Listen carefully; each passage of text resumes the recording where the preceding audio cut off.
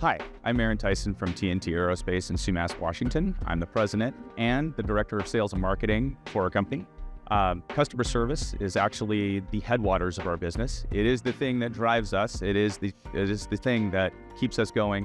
My name is Dina Harris. I'm the vice president and co-owner of CNC Machine Services. And at CNC Machine Services, our tagline is "Service is our business." And so service is everything that we are all about. My name is Caitlin Beeler, and I'm the customer service supervisor at QuickLock based out of Yakima, Washington. I believe that servicing our internal customers is just as important as servicing our external customers. My name is Zara Arif. I'm one of the senior leaders here at the Boeing company. Currently with the company almost 17 years at the IRC Interiors Responsibility Center. What customer service means to me is seeking out, ensuring they're getting the quality product they need and making sure we're producing them in time and delivering them. But also making that commitment in seeking feedback, what I can do better, and how I can make sure I provide them quality products. Good morning, everyone. I'm Jessica Kidman. I'm our WIM Washington chair. First off, I want to appreciate you guys for putting on your snow boots and trudging in here today. I know there were some school cancellations, a lot of kind of obstacles to get here. But again, thank you so much, and I'm glad we get to spoil you guys for a little bit today. Todd gave a great kind of summary of what we're going to see as far as manufacturing, so lots of different types. We have representatives basically from every different industry here, all different levels. We have students, we have people on the floor, we have C-suite, we have presidents, we have CEOs. So please get a chance to kind of talk to people at your table while you're on the tour, do some meet and greets because we have a fantastic group today. So what's really neat, we're going to be talking about customer service in the panel. If you guys haven't been to one of these before, our manufacturing fundamentals series was created to kind of go back to the manufacturing basics and talk about the different organizations within a manufacturing company. We'll hear some stories from our panelists about how they got into manufacturing. It is not black and white. Some of us fell in it. Some of us grew up in it. Some of us came in and had no idea what we were getting into, and we've been here since. So the stories are amazing, and then we'll get into customer service best practices, what you can do. It's definitely customer service for both internal and external. We'll dig into some of that you can use processes on both sides of the companies. So with that, I'm going to ask the panelists to come up here because they've been hiding all morning. So we'll get started. I'll have the panelists introduce themselves, and then we'll start getting into questions. Hi, everybody. I'm Aaron Tyson from TNT Aerospace. I'm one of the founders and the president of the company. I'm also the director of sales and marketing, so direct customer service.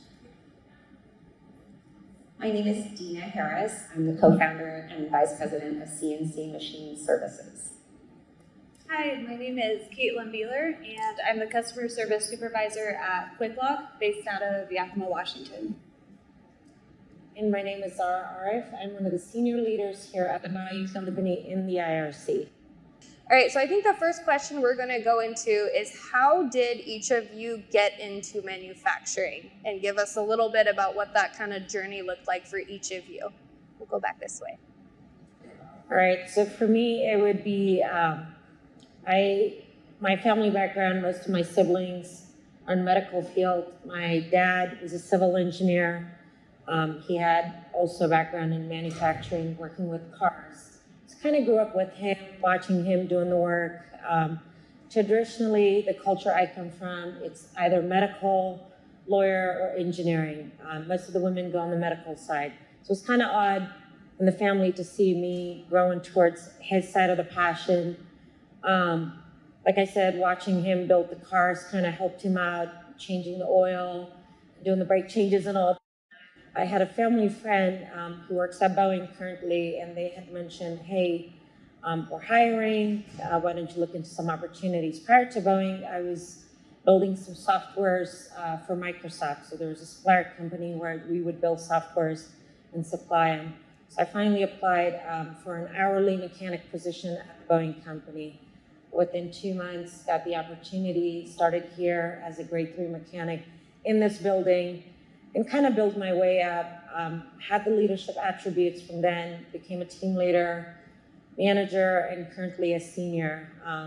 Like I said, it's just a family background kind of motivated me to be here.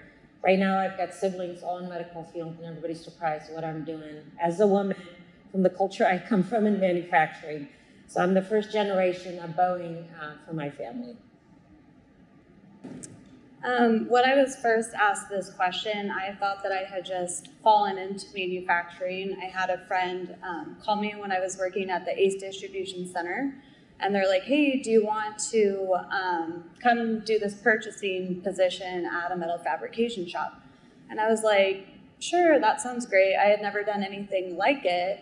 But what I realized is my passion and love for manufacturing actually started when I went on visits as a kid to where my dad worked, which is a thermal forming plant.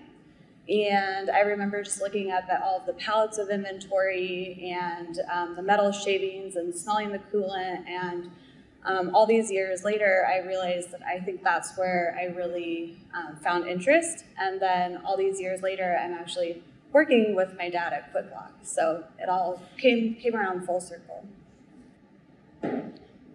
For me, I married into it.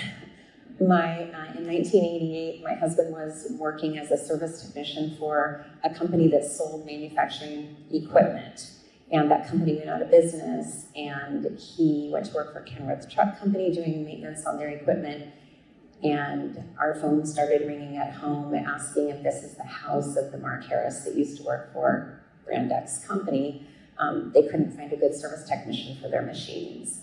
And 5 months later, we started our company. It happened to be the same year that our third child was born, and I'm proud that she's here in the audience and is now second generation. That was in 1988, and manufacturing was not in my blood, but it sure is now. Oh boy. Late 2003, I actually got fired from my job. Nobody expected me to say that, I'm sure. But I literally got fired from a retail establishment. And on my way home, I actually called the Bellingham Technical College, the counselor, and I enrolled in school on the way home. My ex-wife at the time was not happy to hear about the situation when I got home, but suffice it to say, things have obviously progressed. Essentially, I wound up at a place called Pro CNC way back when. They sold us our first machine, and the rest is sort of history for TNT Aerospace. So I think that brings up a really good point. Those of you that have kids, those of you that are around other families, you working in manufacturing, they see that. They see what you do, they hear what they do. You know, being able to give them the opportunity to see that impacted the majority of our panelists. So keep that in mind as some of these opportunities come up on educating kind of that next generation, because sometimes they may be up here on a panel talking about it later. So let's go into now customer service, right? You guys all have different backgrounds. You kind of got into manufacturing in many different ways. Why don't each of you kind of give some examples of customer service in your specific roles and talk, you know, that internal, that's external, how you work with them, just kind of what that definition of customer service is for each of your companies. And we'll start back down with Aaron. Customer service at TNT is frequently, it works both ways. It works up the chain and down the chain. Just like Jess is saying, essentially, I'm responsible for anything that I bring into the building as far as from the sales and marketing standpoint. I want to bring in to our employees and to our directors and everybody else and to our CFO, things that are profitable and something that they are good at. We don't want them working on composites when we are doing subtractive manufacturing in a CNC operation, for example. So it's kind of like it's the headwaters of everything that we do. I bring it into the building, and then as it goes on through the building, each successive step that it goes through, that the project goes through, requires that the person before treat that the next individual in line as their customer. It's insanely important to make sure that you have a good plan, because all customers want to make sure that you have a good plan. If you walk in with no plan, your customer's going to figure that out pretty quickly, internally and externally. Anybody that's on the external from our organization is going to know that I don't know what I'm talking about if I have no plan. Same thing as a leader in my organization. I need to have a plan so that the customers down the way, our employees, understand what's going on and how they can serve our ultimate customer at the end of the day, which is the people exterior of our company. So in our company, CNC Machine Services, our tagline is "Service is our business." And service is what we're all about. We sell and service manufacturing equipment and automation and robotics. And I wear two primary hats within our company. I run the daily operations of the company, but I'm also actively serving as our service coordinator. So we have a team of 8 service technicians located throughout Oregon and Washington that are jumping from machine shop to machine shop, keeping their equipment up and running. So every relationship is transactional, whether it's internally with my staff, externally with our customers, or externally with our vendors. All of those relationships are crucial to making sure that our customers have minimal downtime. And the most important thing is listening to what the customer needs. When I answer the phone, I don't say, "How are you today? Oh, nice to hear from you." I answer the phone and say, "How can I help you today?" And being willing to listen and hear what they need, because a down machine equates to loss of revenue, loss of respect, loss of contracts. So we need to make sure that I'm hearing very carefully what they need and responding rapidly. Internally, with my staff, my primary role with them is to hear them. Hear what they want to contribute. They're in the trenches. They're the ones doing the job. I want to hear their ideas. I want to hear their thoughts. I want to hear their criticisms. I want to hear all that they are experiencing, and I check in on them regularly and ask them, "How are things going? What do you need? How can I help you?" If they have an idea, we are very approachable. We want to know, and we want to hear, and we want to empower them. And then with vendors, relationships. One is setting the standard to make sure that our vendors meet the same customer service criteria that we've set internally, and making sure that there is mutual respect between those vendors and being grateful for them. Instead of just saying, "I'm paying you to do a job," but to thank them and be respectful for the fact that they're helping us meet our needs for our clients. So at QuickLock, obviously the end user, the end customer is most important. But in addition to that, my team really focuses on our internal customers, which are our sales managers, purchasing, shipping, receiving. We make sure that we build really good relationships with everybody that we're asking to help us get the customer their product. So we really focus on, instead of just asking, "Can you do this for me?" Helping them feel good about how they're helping the customer and get that product out. For me, customer service, at the IRC, my customers currently programs. I don't directly deal with the airline customers. So customer service for me is building a communication relationship, making sure communicating on timely manners on any deliveries. So we support 737, stow-bins, and 777, trying to build that communication relationship, and also having the feedback from them on where I can go improve on the products I'm delivering to them. But also at the same time, developing the first line leaders I have to have the same type of mentality to make sure they're communicating on a regular basis with the programs and making sure we're getting them the safe quality products as well. But the biggest thing is the communication relationship with the team down there. So I think, they all brought great points, both internal, external. I love the having a plan, I think is something that we all can agree on, that when you're dealing directly with a customer, both internal and external, they want to know what's going on, right? What are we doing? How are we doing it? When we need it? So you being able to have that information on both the customer coming in and the customer out is something that's really going to help kind of all of you in kind of those areas with your internal teams and external teams. And I think pretty much every one of you touched on relationships, right? I know we talked a lot about that, building the relationship with the customer. I've been in, manufacturing and consulting for 20 years now. Relationships are more than a sell. If you only have the sell transaction, that's not going to build a quality relationship. Every time you call them, they're going to think you're selling them something. So finding ways, finding commonality, just like a friendship.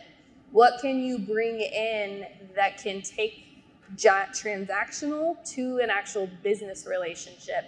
Ask them how they're doing. If something's going on, maybe their kid does something, maybe they're caring for, just showing that side of you that cares is definitely a way I would say that you can build relationships outside of just the work day transaction, which I think is really important. And I know, they are talking like how much they cover. They cover a lot because I know Dina's on her phone constantly when customers call. So I think you guys gave some really great examples of where you fit in customer service. Let's talk a little bit about what your day looks like for someone that may be interested in customer service, or maybe they work with customer service and they don't really understand what your day-to-day operations look like. Let's go into that a little bit. All right, so for me, my day starts around 6 o'clock over here, coming, check my emails, but also checking up with the team to see where we're at with our deliveries that we sent to programs and making sure we've got everything that needs to go. So for example, if I've got an impact, I'm not going to be able to deliver to program, my first thing is to give a call over there, hey, we've got a rest, we're not going to be able to make it, but also have a timeline built to share that with them. Here's the timeline, here's what I'm going to do to make sure I get you the product that needs to. But at the same time, I've got product program integration that I touch base 2 to 3 times during the day. I currently hold a 737 ambassador role, so anything IRC perspective for 737 program, I get more of the calls for that and kind of work with all of the commodities that we have here to ensure they get the product they need, whether it's something to make sure we're making delivery, ticketing a flight, just run around to try and get that support that's needed. My phone's on 24/7. So if I get a call 9 p.m. at night, I'm available to pick it up. I know I work my life-work balance with that, but at the end of the day, customers who I need to work for. So my customer service team gets bombarded all day long with quote requests, orders. We also schedule our service techs to fly out to our customers to work on their machines and do general maintenance on their machines. So my team is also trying to problem solve and help identify parts for customers. And so I feel like my team's kind of more of a technical customer service group because they're not just order entry, there's so much more to it. I'm also working a lot with the manufacturing manager to try to streamline internal processes, create SOPs, do workflow diagrams, just trying to help the orders flow through the shop as quickly as possible so we can give our customers the best care possible. I mean, very much the same scenario. I think for me, I'm where this balancing act between being an owner and also actively acting as our service coordinator. It's a game of Tetris, constantly changing. It's very fluid. Down machines take priority over preventative maintenance, and then machines get delivered from, working with our sales department, making sure that we have everything that we need for the installation of new equipment, and dealing with customers. I think a couple of key points that I really want to make is two real key components that are conscious components of my day. One is gratitude, and always making sure that I'm thanking our staff, the team that is in the trenches, our customers for choosing us, and our vendors for providing for us what we need when we need it. Again, a down machine, contacting a vendor when their cutoff time is 4 o'clock and it's 4:05, and you saying, I need you. I need you to call it a favor. I need you to get that out today, even though it's past your cutoff time. And knowing that because I've exercised gratitude and I've been gracious with that vendor previously, they're gonna act on that. So I think gratitude is really, really important. The other piece is when we get it wrong. And it happens. We all fail. And I think there is so much relationship building that takes place in our failures. I fail with my team, I fail with my vendors, and I fail with my customers. And it's really important to acknowledge, say I'm sorry, how can I fix it? And I promise I'm going to make every effort to make sure this doesn't happen again. And so much is gained through simply saying, you are right, I failed. I failed you, and I'm going to do better next time. And then just to kind of touch on what Jessica said a little bit, relationships is also having fun. By creating relationships, and you learn about people, you're able to have fun with them. How was your trip to Mexico? Did you get your new car that you were looking at? Remembering those things, remembering people, remembering that they are humans first and workforce second or third or fourth or whatever it is down the line. But really humanizing all of the people that you interact with and remembering that they have children and families and sick family members and car problems and all of the things that we all individually deal with. So being gracious is also a really key component to customer service.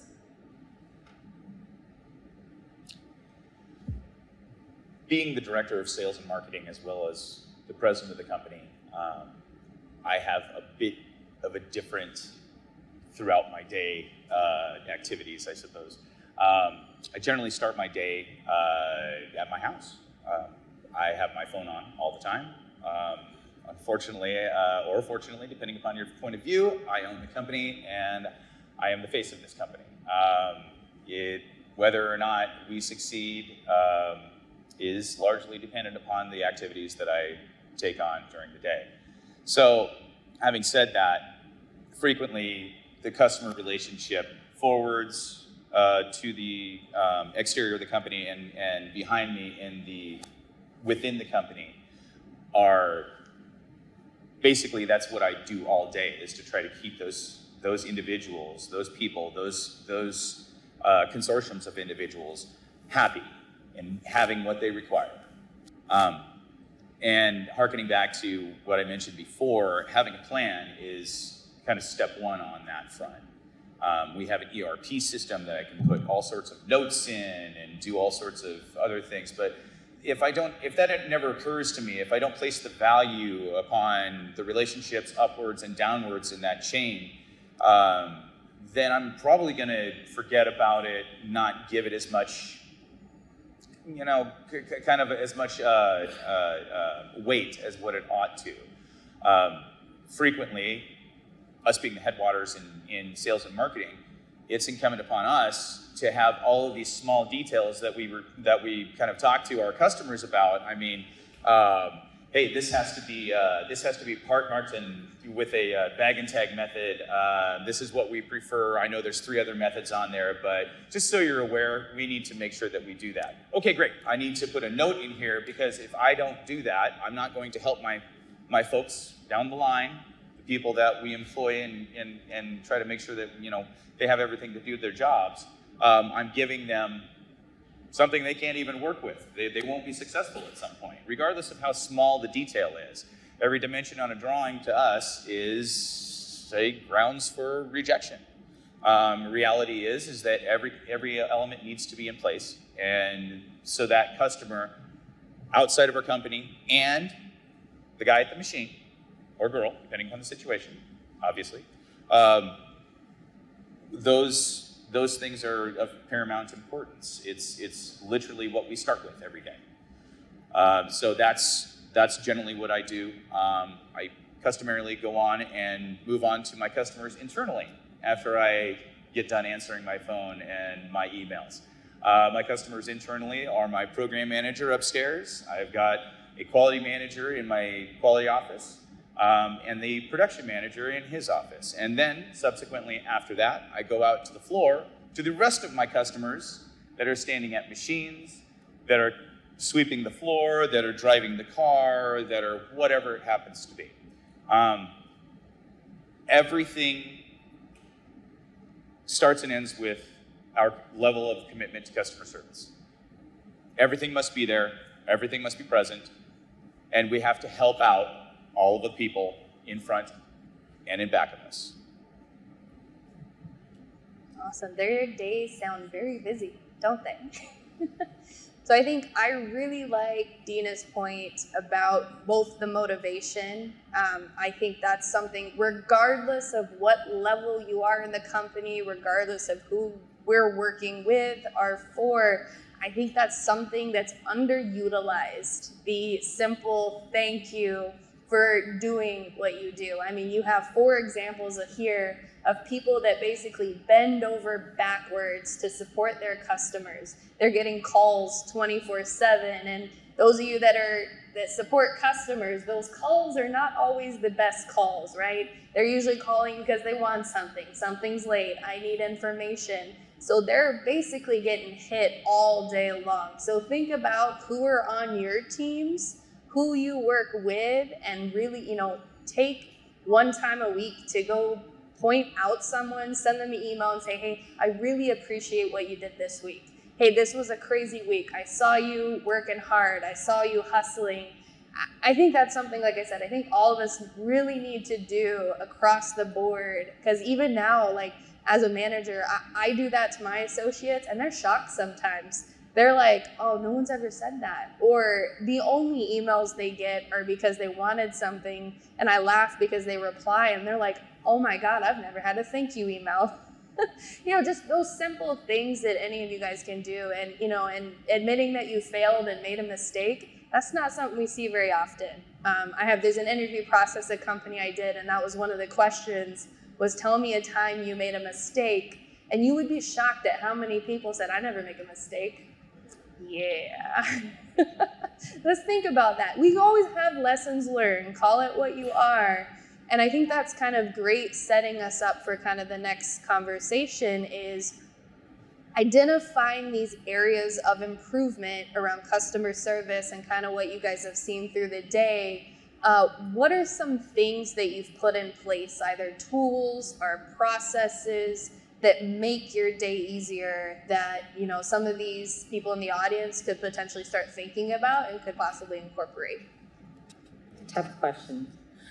For me specifically, is having that networking relationship with the customer service that I've got, is to make it easier to ensure I'm getting them product. So I've got program integrator who I connect with every morning via phone. That's just the thing we have, 6:30 to 7, a phone call to make sure they have everything they need and what's missing and all that. But at the same time, having a relationship with the team here that I have to ensure I'm getting the information And like I said, networking and building a good relationship with all the teams, whether it's the team that's shipping your parts, the team that's bringing you parts, the team that's on the shop floor making the assemblies and all that. Having a relationship with everyone can make your day a lot easier. Not having a good relationship, not being available for them can make things very difficult. So for me, it would be just be out there, be available, make sure you've got positive attitude and the relationship with the teams, your customer, and all that. One thing that I've been focusing on since I've been overseeing the department is cross-training. Before I got into the department, there were only certain people that knew how to do certain things or input orders for certain product. And so when somebody was out of the office, we'd have a large gap. And so I identified that as an issue, and all of my new customer service reps are now cross-trained to do and input orders for the different sections of our business. And that helps us provide better customer service because there aren't large gaps and things aren't getting done when somebody's out of the office. I 100% agree with the cross training. That's been crucial in our company, especially post-pandemic. I think for us, the number one thing in place for us is leading by example. As owners, making sure that we are representing the models that we want our team to ascribe to. And I think our staff are poached daily by our customers, by our competitors. And creating a work environment where everyone is heard and feels respected and comfortable. We have a vast array of working situations.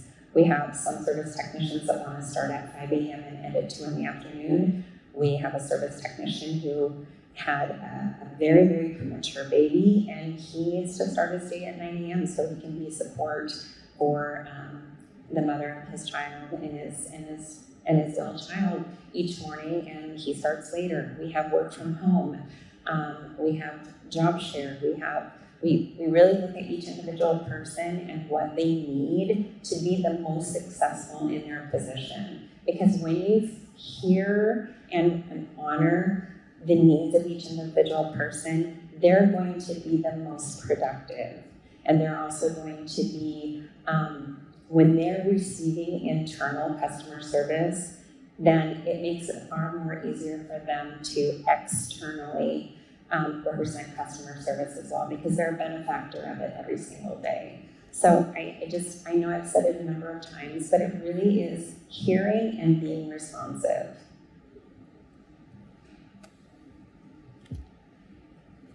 There's a couple of things that I personally have done just within our company.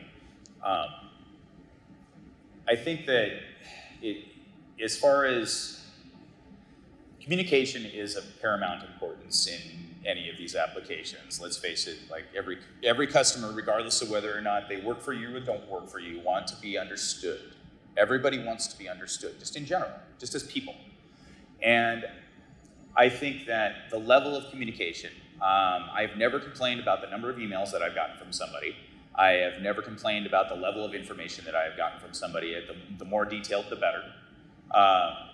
The communication has got to be robust and powerful, honestly.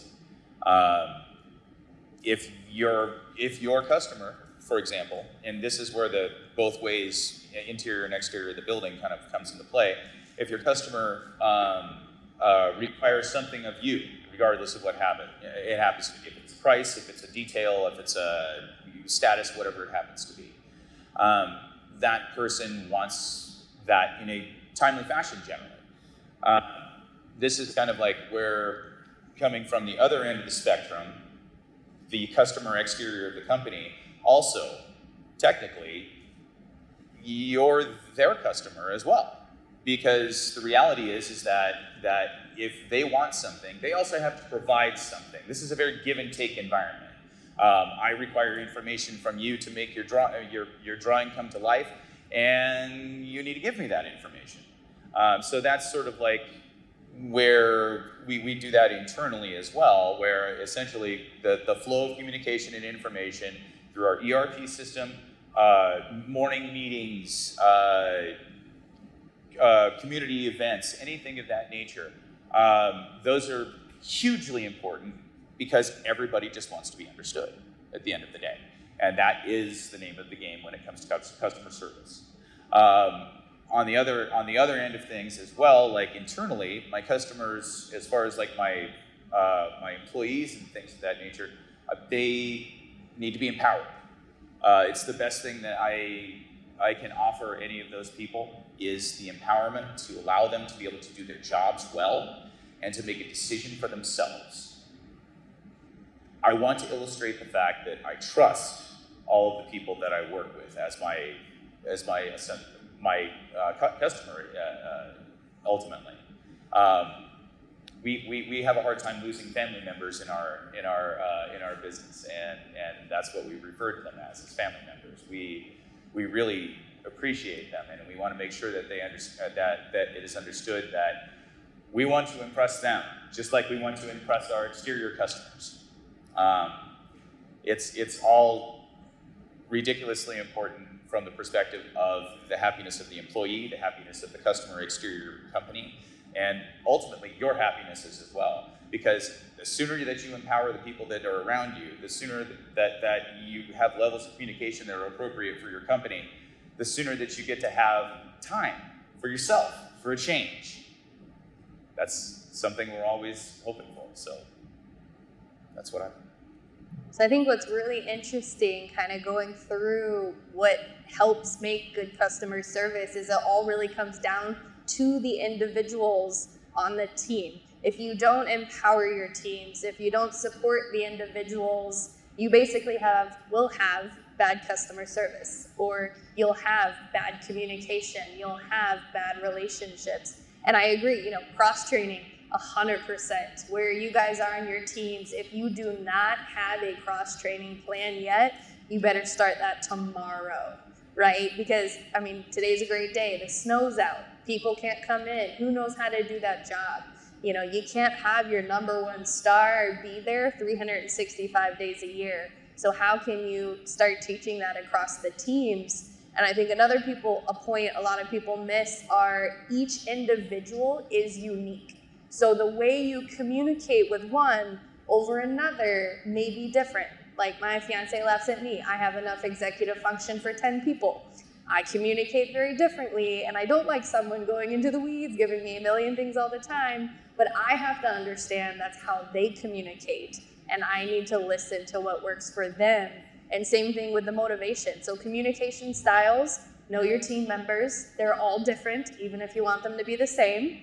Motivation, again, rewards are very differently. Not everyone likes to be pointed out and said in a whole group, you did amazing, look at this person. They will turn red, they will dive down, they will be shy, and they will never come to a team meeting again.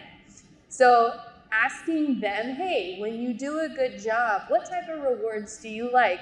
You'll be amazed at what you'll hear. Some people, hey, buy me a coffee. That's all I want today, or a thank you. Then you have the other one that's like, hey, I want a 6% raise, 8%. Can we do 10? Some people are motivated by money. I'm one of them. That's okay. But again, all your individuals are unique, whether you lead the team or if you're on the team. I think when you guys said you work with a lot of other different teams, right? What motivates that person? They're a peer, not necessarily someone that reports to you, or even your manager sometimes. They get beat up. So look at kind of the holistic.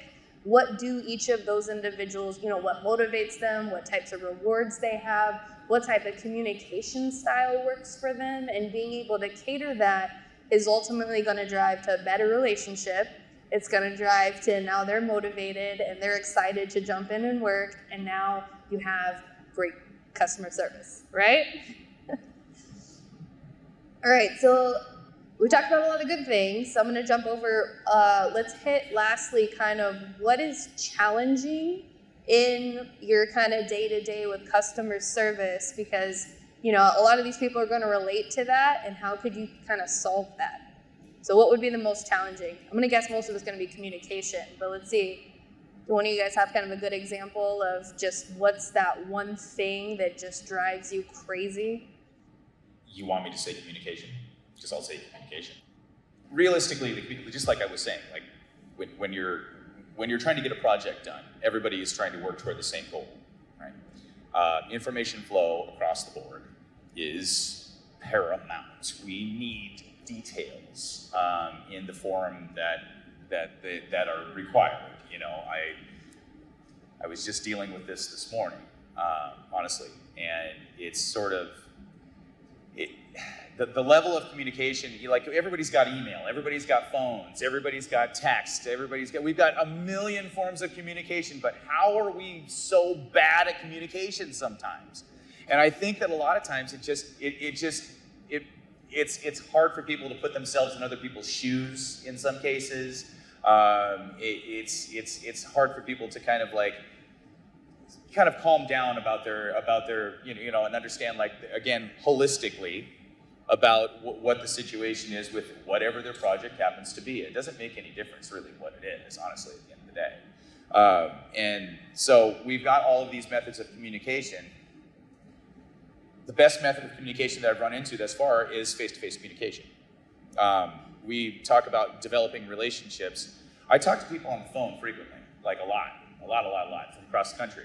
When I see those same people at conferences, oh my, just the relationship changes, like, oh, this is the face to that name, and you like, you know, your coffee's strong, and you like, you know, reading Tolstoy, and you like, you know, all sorts of these things that you find out about them, and then you create all of, you know, a better working relationship. And that's where the communication, you know, that's where it's most robust. And it's definitely the best way for all parties involved. Yeah, I second that. Communication. For us, we have different departments that are all very intertwined, and yet they are siloed. And so one of the things that we really try to do is make sure that we're meeting on a regular basis. But I think part of communication is sort of exercising radical candor and making sure that people have the freedom to be able to say what they really need to say. Sometimes when you're in these group meetings, some people feel like they may not agree with what you're talking about, or they may have a different opinion, but they're afraid to speak up. And so I think just making sure that everybody knows that their voice is really important, and being able to say what they really need to say, which isn't always easy. And it's not always easy to hear either. So I think for us, that's one of the biggest stumbling blocks that we have, is we have big voices, and we have some voices that aren't as big. And I'm looking right at one of them. And yet, sometimes it's those smaller voices that come up with the best ideas. And so just, again, making sure that in the communications that we're really listening to what people are saying. I think one of the things that we've really done too, that we're working on right now, is consistency in communications, using naming conventions in our subject lines, and just being really, really concise about that we're all communicating in fairly much the same fashion. Because everybody has a different email style. Do you email one person and copy 20 people, or do you put them all, you know, it's going to everybody all in the 2 line, and how do you respond to that? So making sure that we're creating some solid consistency in what our communication patterns are. When do you text? When do you email? When do you call? And creating some consistency in those areas, and that's been very helpful. I like that. You don't hear office etiquette school, right? You have the other side of it is how to talk, but it's just basic office etiquette. See, when was the last time your team talked about a standard way to do that? You know, that could be something for you guys to look at. And I like looking at, we talk a lot about continuous improvement, right? That touches on a lot of this. And I like Dina's point of getting everyone's voice. What tools are you all putting in place at your companies where you're able to get that voice? Is it surveys, reaching out to them individually, one-on-ones? I have the same thing. I have people that are absolutely terrified to talk in front of 10 people. So they will not speak up in the team meeting because everyone will be looking at them and they get nervous. But if I pull them out one-on-one, they will not stop talking and telling me all the things that are wrong. So you may have to be flexible and adjust your tactics to get some of those ideas out of those individuals and then coach them on, hey, you can do this, you can get up and talk about this, or maybe lead how to fix it. So I think those are things looking around the continuous improvement. So I know we'll hop over to you two. I'm going to give you a different question because I know both of you are very passionate about work-life balance. You two both have kids and your phones ring all the time. How do you do it? And can you give some advice to those out in the audience who are juggling that? I think this goes back to relationship at home and relationship at work. I've got a very good support at home. I've got 3 kids, many siblings, so they all support one or the other way with the kids. But at the same time, I've got a very good family at work. That's my peers, my team, in my leadership. They understand on what's going on, and at the same time building the relationship with the customer that I have.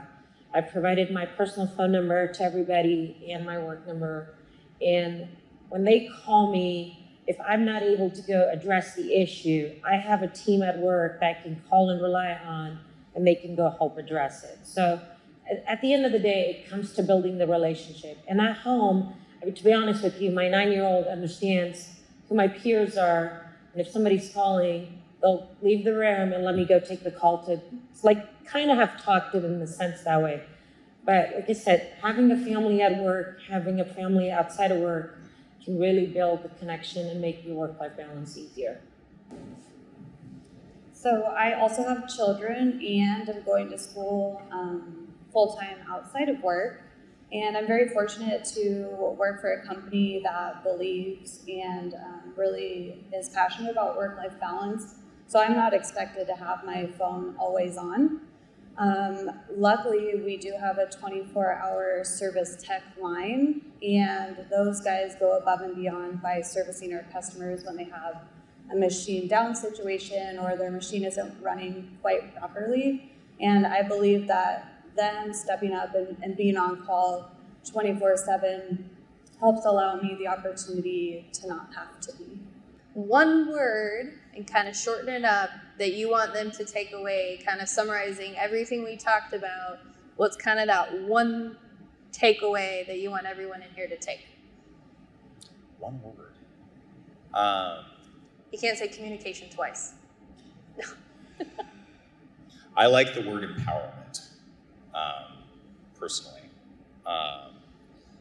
I think that a lot of times that's giving people the ability to make make decisions for themselves, and then just giving them the idea of like what you're expecting. I think that's of paramount importance to me, especially. But that's all I got. Mine's not one word, but it's one concept. Create an environment where people look forward to coming to work. We have these little rubber chickens, little finger slingshots that are chickens, and everybody has them in their desk drawer. Some days, life at CNC gets really hairy. Things are stressful, overwhelming, and that's when the chickens come out. And we shoot them across the room, and we get hit. And I think that those are the types of things that create a workforce, create a work environment where people know that even in those moments when it's stressful and when it's hairy, we have the ability to turn it around. We have a hardcore Packers fan that works at our office, and I hired Blitz, the Seahawk mascot, to come celebrate his birthday. And he took all his Packers paraphernalia and threw it in the trash can. So, just having fun, creating an environment where even in the drudgery, even in the chaos, even in the hard times, that there's still those moments of joy and fun, and they go home and go, today was a good day. I think my word would be cross-functional collaboration. It really does take a team. We're relying on every person to do their part to get that product out to the customer. I kind of second Deanna. Create an environment, where folks leave from here and they're excited to be back the next day. But at the same time, it's not a one word. This is something I'm working on, is to seek for help, speak up on anything that's bothering you, where things need to be speak up on, and active listen. I have a hard time on active listening. That's something I'm working, but it is something that's there. We need to actively listen and go help and support where it's needed. Very cool. So can we give them a round of applause for their time, their experience, and again, trudging in the snow to make it here today. Thank you all. This is Michael Black. I'm a production engineering leader here in the IRC in the Everett, Washington site. I just want to share that we have two sites. We have one in Charleston, South Carolina, and we have one here in Everett. In the Everett site, we make a lot of different products to support the interiors of the aircraft. We start off with panel fabrication. That's where we make a lot of our honeycomb panels. And then that is like really the foundation of a lot of the products that we make, along with our decorative laminate, essentially like a wallpaper that's protecting the panels that you see. As we walk through the interiors building, you'll see that there's a lot of different fabrication going on, and that's what makes it really exciting to work here. We don't just design things upstairs. We're down on the shop floor working with our team members, really trying to make it producible, trying to enhance the processes. So from panel fabrication to decorative, those will go down to our commodity shops. In Washington, we currently build furnishings, which consists of closets, crew rests, stowage boxes. We also have our stow bins and our strong backs, which the stow bins are stored inside of those. Additionally, we make doorway liners, sidewall panels, and a lot of the different ceiling panels. And that's something that we're really proud of here in the IRC, is just the amounts of configurations that we're able to consume in our engineering and how resilient our teams are to go through some of those processes that when we consume the panels through panel fabrication. We have different press operations. So we have mops that are multi-open press for our flat panels. We have crush core presses. And then from there, they get routed on 3-axis routers, 5-axis routers. Some of them are actually hand routed. We have a lot of talented team members on the floor that can work through those operations. From there, they go to our commodity shops where the assemblies are built. And that's where you actually see a lot of the magic happening, where you'll see the product come to life, and where our engineers are on the floor working with our team members and working through some of the issues that we're seeing, and also doing mock-ups, installation mock-ups as well. I'd like to thank everyone for taking their time out of their day to make it to this tour and visit the Everett site. We really want to appreciate the WIM Washington chapter to coming out to the Boeing IRC Center. We really appreciate you here. If you have any questions, please reach out. Thank you for joining us for our WIM Washington Manufacturing Fundamental Panel on Customer Service. 3 key takeaways for our workshop today is communication channels are key. Cross-training individual employees, understanding what motivates them and the type of communication styles that work for them is ultimately going to lead to increased performance across your whole team, and really building relationships with both your internal customers as well as your external customers. Thank you, and we hope to see you soon.